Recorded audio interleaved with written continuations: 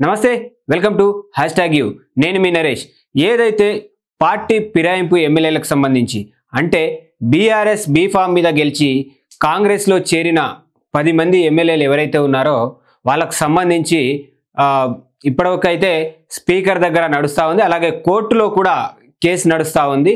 దానికి సంబంధించి బీఆర్ఎస్ వాళ్ళు సుప్రీంకోర్టు వరకు అయితే వెళ్ళడం జరిగింది, కానీ తిరిగి హైకోర్టుకు పంపించడం జరిగింది. హైకోర్టు మొన్న ఏదైతే స్పీకర్కి 3 నెలల గడువు ఇచ్చింది, ఆ గడువు కూడా పూర్తయింది.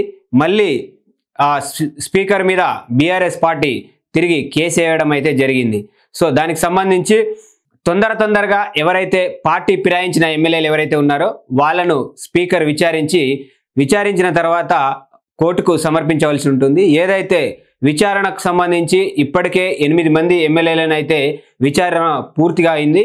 సో 8 మంది ఎమ్మెల్యేలు విచారణ పూర్తయిన తర్వాత ఇప్పుడు ఇక్కడ ఎక్కువగా వినిపించే పేర్లు ఏమిటంటే ఇటు స్టేషన్ గన్పూర్ సంబంధించిన ఎమ్మెల్యే అటు కడియం శ్రీహరి, ఇక్కడ ఖైరతాబాద్ ఎమ్మెల్యే దానం నాగేందర్.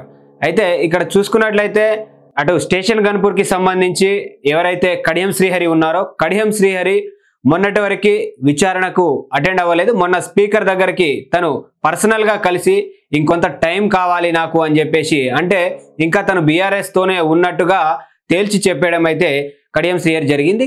కానీ ఖైరతాబాద్ నియోజకవర్గానికి సంబంధించి MLA Danam Nagender BRS party B form మీద ఎమ్మెల్యేగా గెలిచి ఆ తర్వాత మళ్ళీ కాంగ్రెస్ పార్టీ బీఫామ్ మీద ఎంపీగా పోటీ చేయడం జరిగింది. అయితే ఖచ్చితంగా ఖైరతాబాద్లో ఇప్పుడు మళ్ళీ బై ఎలక్షన్స్ వచ్చే అవకాశం ఉన్నది.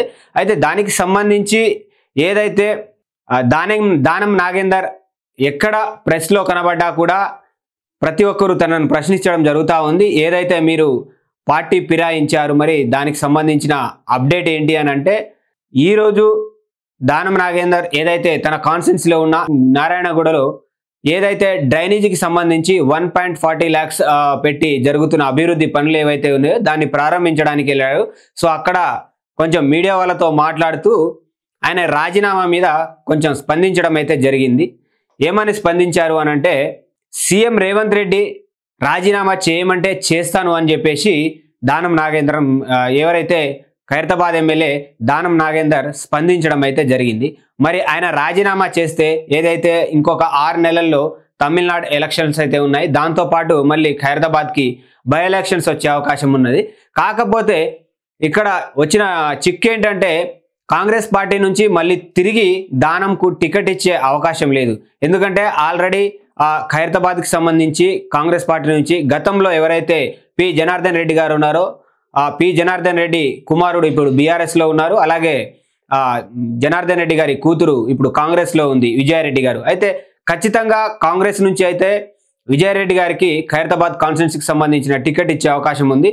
కాబట్టి ఇటు దానం నాగేందర్ గారు రాజీనామా చేస్తే మరి దానం నాగేందర్ గారి పరిస్థితి ఏంది?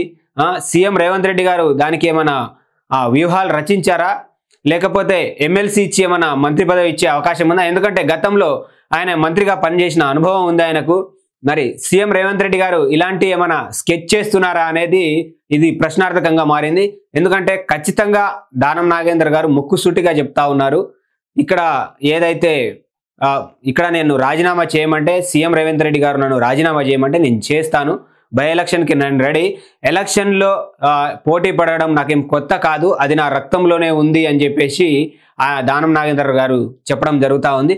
అలాగే చూసుకున్నట్లయితే మొన్న జరిగిన జూబ్లీ హిల్స్ ఎలక్షన్స్ ఏవైతే ఉన్నాయో బై ఎలక్షన్స్కి సంబంధించి అక్కడ కూడా దానం నాగేందర్ గారు టికెట్ ఆశించినట్టుగా ప్రచారం జరిగింది. ఖచ్చితంగా ఆయన టికెట్ ఆశించారు, ఎందుకంటే ఇటు ఖైరతాబాద్ రాజీనామా చేసి ఇటు జూబ్లీ హిల్స్లో గెలుస్తాము, కాంగ్రెస్ పార్టీ అధికారంలో ఉంది కాబట్టి ఈ టికెట్ ఇస్తే నేను ఇక్కడ ఖచ్చితంగా గెలుస్తాను అని చెప్పేసి చెప్పడం జరిగింది.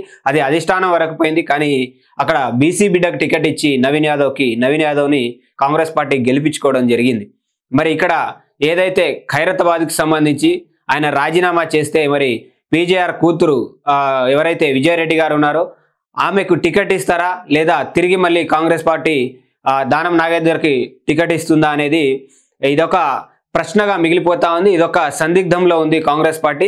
మరి ఇటు మనం చూసుకున్నట్లయితే దానం నాగేందర్ గారు ఖచ్చితంగా రాజీనామా చేసే ఆలోచనలో ఉన్నట్టుగా ఏదైతే ఈరోజు మాట్లాడిన విలేకరులతో మాట్లాడిన సమావేశంలో అయితే తెలుస్తూ ఉంది. కానీ ఖచ్చితంగా రేవంత్ రెడ్డి గారు చెప్తే నేను చేస్తాను రాజీనామా అని చెప్తున్నారు అని అంటే రేవంత్ రెడ్డి గారు దానం గారికి ఏదో హామీ ఇచ్చారని మనకు తెలుస్తూ ఉంది. కాబట్టి మనం ఇక్కడ ఖచ్చితంగా రాజీనామా చేస్తే మాత్రం బై ఎలక్షన్స్ వచ్చే అవకాశం ఉంది. కానీ టికెట్ ఎవరికి వస్తుంది అనేది మాత్రం అధిష్టానమే నిర్ణయిస్తుంది. మరి అధిష్టానం ఇటు దానం గారి వైపు చూపిస్తుందా లేకపోతే ఇటు కాంగ్రెస్ పార్టీ విజయారెడ్డి గారి వైపు చూపిస్తుందా అనేది తేలాల్సి ఉంది. దీని గురించి మీ అభిప్రాయాలను కామెంట్ రూపంలో తెలియజేయండి. అప్పటి వరకు చూస్తూనే ఉండండి #you.